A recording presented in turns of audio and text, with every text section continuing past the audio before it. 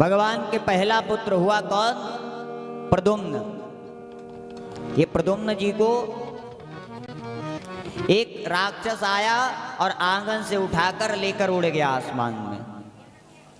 भगवान के पहले पुत्र को राक्षस ले गया, आसमान में लेकर जा रहा था।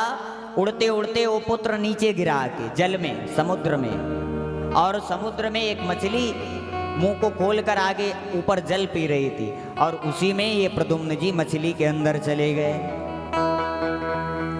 मछली के अंदर गए तो एक बहेलिया ने मछली को पकड़ा और पेट फाड़ करके देखा तो क्या देखते हैं, उसमें एक सुंदर दिव्य पुरुष है।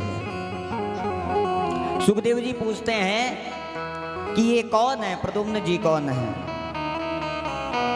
तो परीक्षित जी पूछते हैं सुखदेव जी से, तो सुखदेव जी बताते हैं कि ये जब भगवान के पास कामदेव अपना बाण चलाने गए तो भगवान शिव के ऊपर जब अपना प्रहार नहीं कर पाए और भगवान शिव की समाधि को अस्त व्यस्त करना चाहते थे, भगवान ने अपनी तीसरी आंख खोल दी और कामदेव तत्क्षण भस्म हो गए।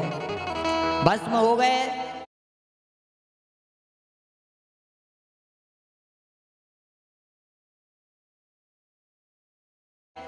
तो कामदेव की पत्नी रति मैया भगवान शिव के पास आई और भगवान से, शिव से कहती हैं, प्रभु हमने आपका ये सुना था, आपका नाम क्या है? बोले कर्पूर गौरम करुणावतारम। आप करुणावतार हैं, लेकिन आपने हमारे पति को ही राग कर दिया। भगवान शिव कहते हैं, अब राग हो गई तो हो गई, क्या करें? तो रति मैया कहती हैं, नहीं प्रभु, हमें हमारे पति चाहिए। तो भगवान शिव कहते हैं कि अब इसमें नहीं, अब जब ठाकुर जी जाएंगे इस पृथ्वी पर तब आपके पति का आपके साथ मिलन होगा। कृष्ण तनय हुए हैं पति तोरा, बचनु अन्यथा हो ही न मोरा। कृष्ण तनय, कृष्ण के पुत्र कामदेव माने प्रद्युम्न जी बनकर प्रकट हो जाएंगे। भगवान के पहला पुत्र हो गया। भगवान के जो पुत्रों का वर्णन है तो पुत्र पहला हुआ और पल कहाँ रहा है? बोले अपनी पत्नी के पास।